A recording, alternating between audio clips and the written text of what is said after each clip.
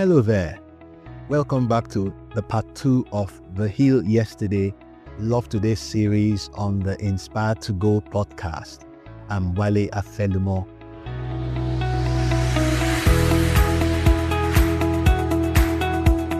In our last episode, we talked about family baggage and invisible wounds. We talked about how we bring the ghosts of our parents' marriage into our homes, how we are all graduates of the University of Dad and Mom. Today we are shifting gears. We need to talk about the things we hide and, more importantly, how to fix what is broken. So I'm calling this episode the Repair Kit. The Repair Kit. I want to talk about vulnerability, forgiveness, and practical tools for communication. I've counseled many couples who look perfect on Instagram, but underneath there are secrets, past hurts, and a lack of trust. I have seen couples who seem to tick all the boxes publicly, but their past traumas and the dysfunctions that raised them have turned their homes into a battlefield. Today, we're going to talk about how to be open, honest, and free.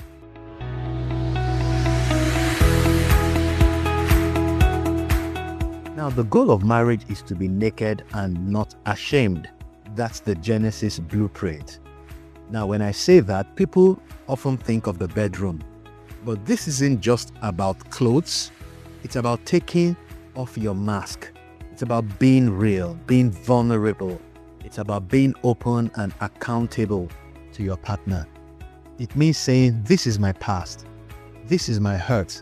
This is where I am broken. And just knowing your spouse won't use whatever you tell them against you. Now listen to me closely, couples. Never use your spouse's past as a weapon against them. If they trust you enough to tell you their secrets, their financial mistakes, their past relationships, their family trauma, issues, shameful issues in their families of origin, don't throw it in their face during an argument. That is not love. That is manipulation. It is control. Your spouse may have a past, but you are not to define them by it. You are to contribute to their healing and their mending. We need to format the hard drive. You know how a computer gets cluttered with old files? Yes, we need to do that for our minds. We need to stop replaying the old movies of hurt. We need to choose to let it go so you can hold on to each other. But how do we do that? How do we let go? Now, this brings me to the first tool in our repair kit. The first tool in your kit is forgiveness. I remember when my wife and I did premarital counseling about close to 25 years ago. We were taught that the greatest gift we would take into our marriage was forgiveness. And so I've chosen to call it code 490. Jesus said we should forgive 70 times 7. That's where 490 comes from. It means forgiveness should be a lifestyle. If you don't understand the language of forgiveness, I can comfortably and confidently tell you that you are still a stranger to love. You may mouth love, you may buy roses, you may even buy your spouse a beautiful car, but you do not know love yet. You do not know love yet. If you are carrying scars, you must forgive, not because they deserve it, but because you deserve peace. In other words, if somebody hurt you in the past, let it go. Not because they did right or deserve you to forgive them, but because you deserve peace. You deserve to move on with your life. Forgive your parents, your mom, and your dad for the university they graduated you from. Forgive them for things they didn't know. If they knew better, they would have done better. You have more information. This is the age of social media, internet, AI. You definitely know more than them, at least knowledge-wise, maybe not wisdom or experience-wise. And based on that, forgive some of their lapses, some of their weaknesses, some of their mistakes. Don't hold a grudge. Don't hold anybody in your heart. Forgive your ex for the hurt. And most importantly, I want to beg you, forgive yourself. Forgive yourself. Now, we need to learn the power of these 3 words. I am sorry. Saying I am sorry is not a weakness. It is actually maturity. It shows to me that you value your relationship. You value what you share with your partner. Use it often. Use it sincerely. And use it meaningfully. And when your spouse says it, accept it. Don't let the matter linger. In my marriage, when any one of us says this, either my wife or myself, the situation begins to de-escalate immediately. We have no right at that point to keep flaring up, blowing hot, or pulling up issues. It is the end of all matters. Now, before you apologize, let me say this. You need a sense of self-awareness. You must have the presence of mind and enough self-awareness to know that all isn't well with you and your marriage. It's important. Until you come to that realization, you may not even have what it takes to deal with the issues, because you will have no understanding of the issues. You'll be clueless about the real issues of your marriage. So you must be able to sit down and process thoughts, process events in your marriage. And that is a product of self-awareness. You must know yourself. I think it was Shakespeare that said, "To thine own self be true." So have the presence of mind and enough self-awareness to know that all isn't well. Something is wrong somewhere. You must be able to sit down and say to yourself, "Jude, you're an angry man like your dad. Isn't a controlling and manipulative woman, and it is a coping mechanism you developed over the years." You need to be able to say to yourself, "Mary, you are stubborn and unforgiving. Yes, look, you are mean and incapable of true love." And when you come to that realization, then you can begin to ascertain the kind of help you need and where to seek help from. In fact, when you know half of the problem is solved. There's an adage from my culture that says, the day a madman knows that he is mad, he's cured of his madness. This is the starting point. If you can admit it, you can heal it. If the trauma is deep like abuse, you need to see a counselor.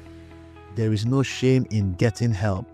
You can also reach out to me, and with God's help, with my training and experience, I can help guide you to find your way out. Now let's talk about communication. I want to talk about what I call the sandwich method, and I'll also add in there the emotional tank.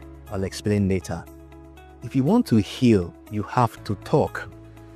Also, if you want to discuss your partner's bad or unpalatable behavior, you need to be able to talk about those things.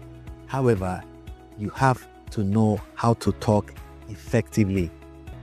My wife and I often say to each other, are you saying it so that it is said that you said it? Or are you saying it so that you achieve the needed or the necessary objective? So that is important. That's why it's important to learn how to talk right. Not just saying it, but saying it to achieve the desired goal. I want to teach you the sandwich method. This will help you handle many difficult conversations and reduce confrontations that lead to conflict in your relationship or in your marriage. Nobody likes harsh criticism. That's just the truth. So you want to sandwich it.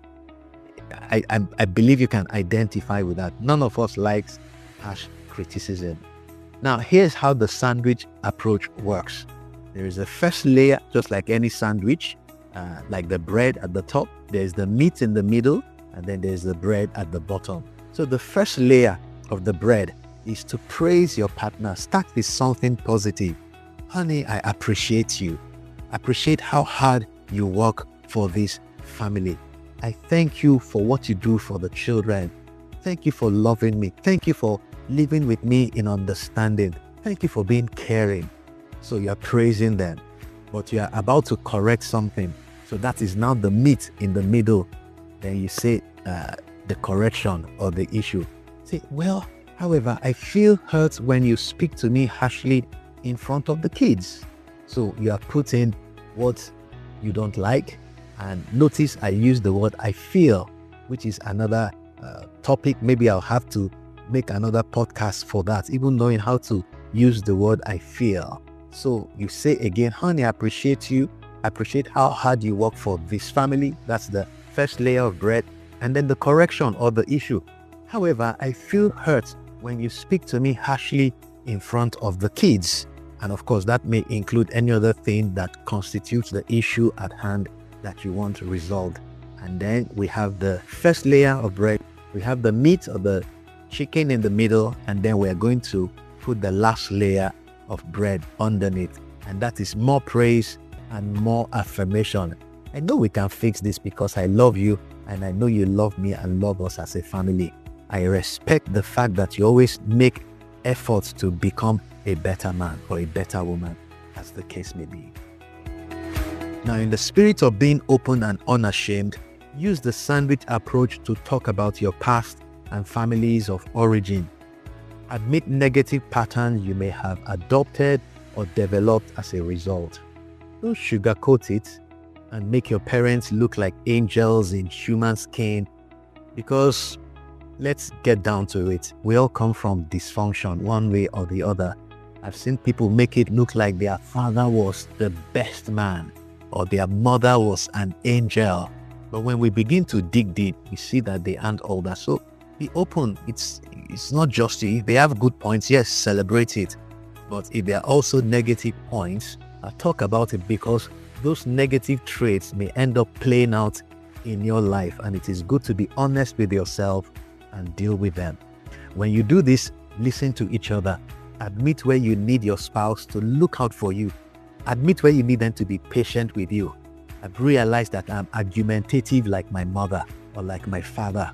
I know that sometimes you just want us to have a discussion, or you're expressing a concern, and I can go on and on and on and on. Please understand this is where it's coming from. Be patient with me. I'm working at it or working on it.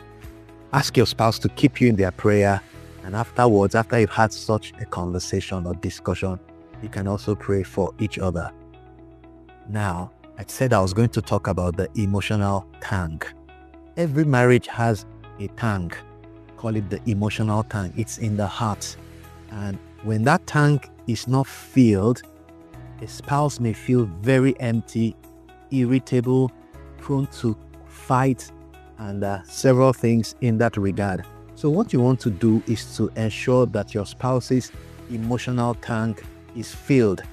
Fill it with compliments, with gifts, with laughter, with fun, with sex. If the tank is empty, every bump on the road feels like a crash. Every little argument can get out of hand.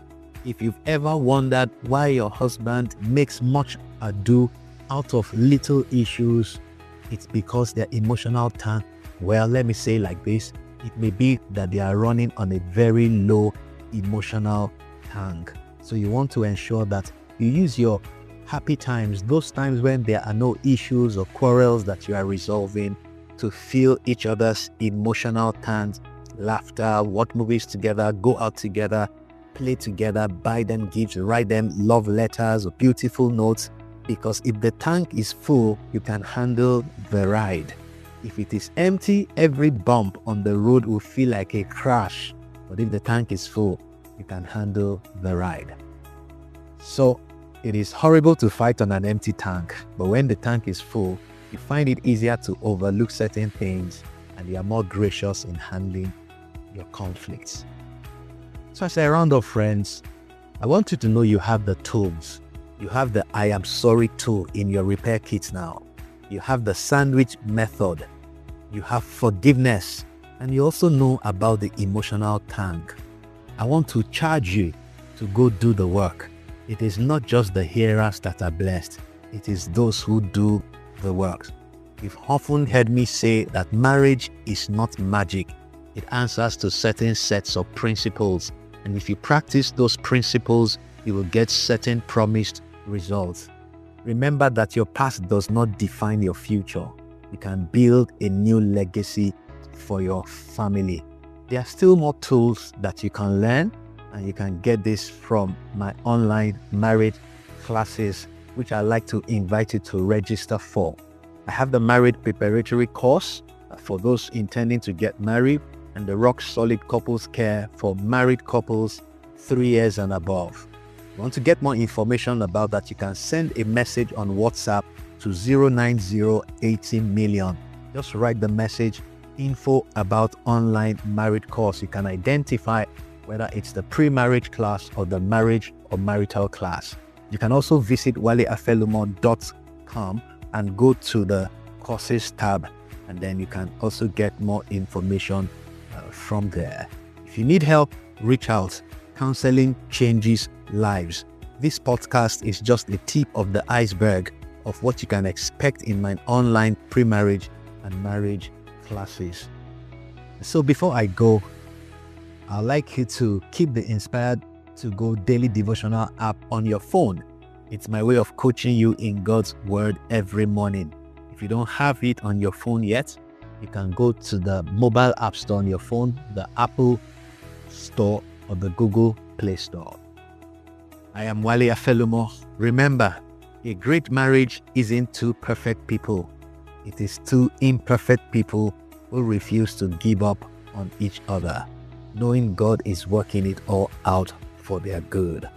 God bless you until I come your way again. Bye.